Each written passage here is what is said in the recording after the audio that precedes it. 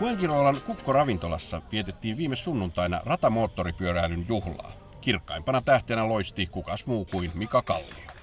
Kukon MotoGP-juhlaillallista ei olisi juuri voitu järjestää otollisempaan aikaan. Mika Kallio, joka lähti sunnuntaiseen Jerezin osakilpailun paalupaikalta, myös ylitti maalilinjan ensimmäisenä.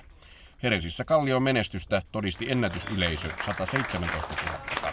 Tuletko Mika suoraan tänne lavalle, niin kysellään fiilikset heti tässä Me ollaan saatu aika lailla parannettua pyörää ja tietysti samalla kun oma kalusto paranee, niin itse luottamus kasvaa ja varsinkin siihen pyörään se luottamus. Ja tänään se oli aika lailla maksimissa, että pystyi koko ajan ajaa ihan limitillä ja viemään pyörää. Kallion lisäksi Kukossa olivat paikalla myös Niklas Ajo ja hänen isänsä Aki Ajo, jonka tallissa poika nykyisin ajaa. Aki Ajon talli on voittanut maailmanmestaruuden jo 3 kertaa. Aki Ajo arvioi, että Niklaksen sijoitus Jerezissä 10. oli tavoitteiden mukainen. Niklas Ajo ei itse tuohon sijoitukseen ollut tyytyväinen. Suomalaisten lisäksi illassa nähtiin myös joukko kansainvälisiä kuljettajia. Mukana olivat Moto3-sarjan kuljettajat Danny Kent, Karel Hanika ja Jack Miller.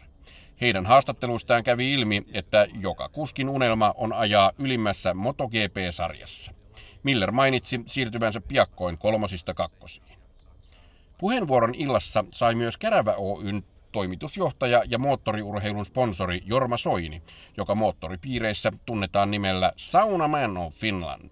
Saunafirma Kärävän tuotantoa on myös Centro Finlandian sauna. Pitkin iltaa yleisö sai nauttia paitsi Kukko-ravintolan herkkumenystä, myös La Cingaran tanssitaiteesta. La Cingara on itse asiassa suomalainen Kati Myyryläinen. Hän esitti itämaista vatsatanssia monin muunnelmin sekä illan loppupuolella kitaristi Ezekiel Reinan säestyksellä flamenkkoa.